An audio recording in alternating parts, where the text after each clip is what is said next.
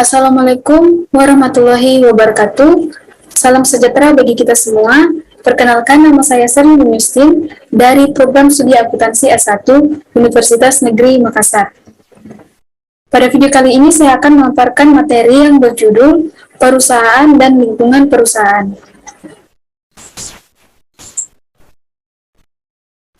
Langsung saja. Sebelum kita menuju ke materi selanjutnya, kita harus mengetahui apa sih sebenarnya pengertian perusahaan tersebut. Pengertian perusahaan adalah suatu badan hukum yang dibentuk oleh sekelompok orang yang terlibat dalam menjalankan badan usaha dalam kapasitas komersial ataupun industri. Perusahaan juga dapat didefinisikan sebagai suatu lembaga dalam bentuk organisasi yang dioperasikan dengan tujuan untuk menyediakan barang dan jasa bagi masyarakat dengan motif untuk memperoleh keuntungan. Kemudian, dalam memilih lokasi usaha, pengusaha biasanya dipengaruhi oleh faktor-faktor sebagai berikut. Yang pertama, faktor pada alam. Nah, faktor alam biasanya sangat dipertimbangkan oleh perusahaan ekstraktif dalam menentukan lokasi usahanya. Hal ini sangat wajar, karena perusahaan ekstraktif memang sangat dipengaruhi oleh faktor alam. Dengan berada di sekitar sumber daya alam, maka kegiatan perusahaan akan lebih efektif dan efisien. Contohnya saja, PT Freeport yang berlokasi di Papua. Perusahaan tersebut sengaja berlokasi di sana untuk mendekatkan perusahaan dengan lokasi penambangan emas dan tembaga. Kemudian yang kedua, faktor sejarah. Lokasi perusahaan yang dipilih biasanya memiliki nilai sejarah tertentu yang dapat memberikan pengaruh pada kegiatan bisnis. Misalnya seperti membangun perusahaan udang di Cirebon yang merupakan kota udang, atau membangun usaha pendidikan di Yogyakarta yang telah terkenal sebagai kota pelajar. Yang ketiga adalah faktor pemerintah. Lokasi ini sudah ditetapkan dan tidak bisa seenaknya membangun perusahaan di luar lokasi yang telah ditentukan, dan pastinya harus mendapatkan izin dari IMB yang resmi dari pemerintah setempat. Contohnya adalah seperti kawasan industri Cikarang, Pulau Gadung, dan lain sebagainya. Dan yang terakhir adalah faktor ekonomi. Yang bersifat industri adalah ketersediaan bahan mentah, tenaga kerja, tenaga air, modal, transportasi, kedekatan dengan pasar, dan kesesuaian iklim. Selanjutnya adalah perusahaan dan lembaga.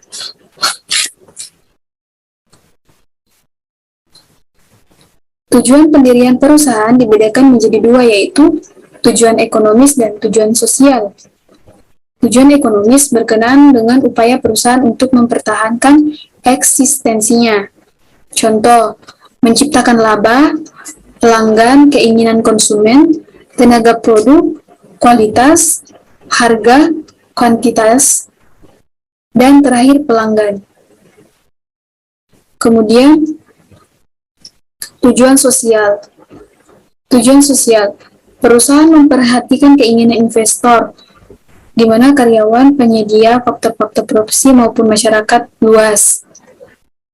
Kedua tujuan tersebut saling mendukung untuk mencapai tujuan utama perusahaan, yaitu memberi kepuasan kepada keinginan konsumen ataupun pelanggan.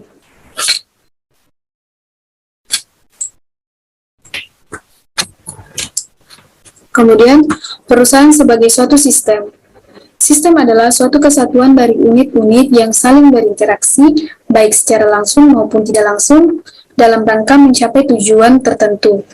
Perusahaan adalah suatu sistem karena merupakan kombinasi dari berbagai sumber ekonomi yang secara langsung atau tidak langsung mempengaruhi proses produksi, serta distribusi barang dan jasa untuk mencapai tertentu, antara lain keuntungan, pemenuhan kebutuhan masyarakat, maupun tanggung jawab sosial.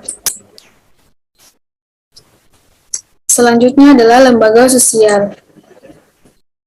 Lembaga sosial adalah organisasi dalam bentuk kesadaran sosial yang dibentuk dan bertujuan untuk dapat melayani masyarakat luas sesuai dengan bidangnya, di mana organisasi sosial mendapatkan pemasukan atau modal yang berasal dari sumbangan, hibah, atau subsidi dari pemerintah dan dermawan yang menjadi sumber pendapatannya.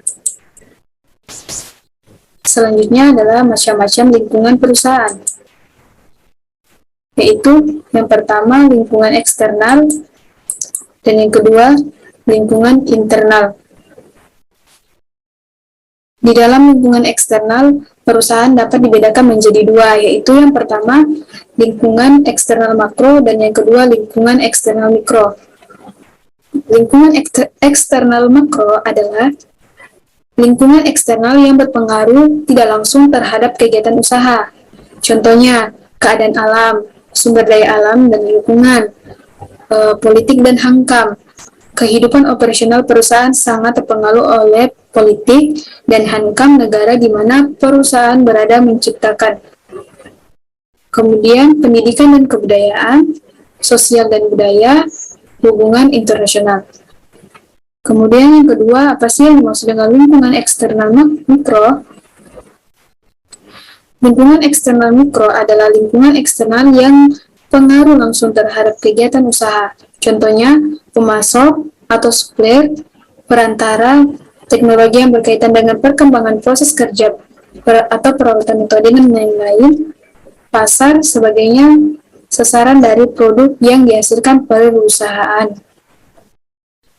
Kemudian lingkungan internal adalah faktor-faktor yang berada dalam kegiatan produksi dan langsung mempengaruhi hasil produksi. Contohnya, tenaga kerja, peralatan dan mesin, permodalan, bahan mentah, bahan setengah jadi, pergudangan, kemudian sistem informasi dan administrasi sebagai acuan pengambilan keputusan.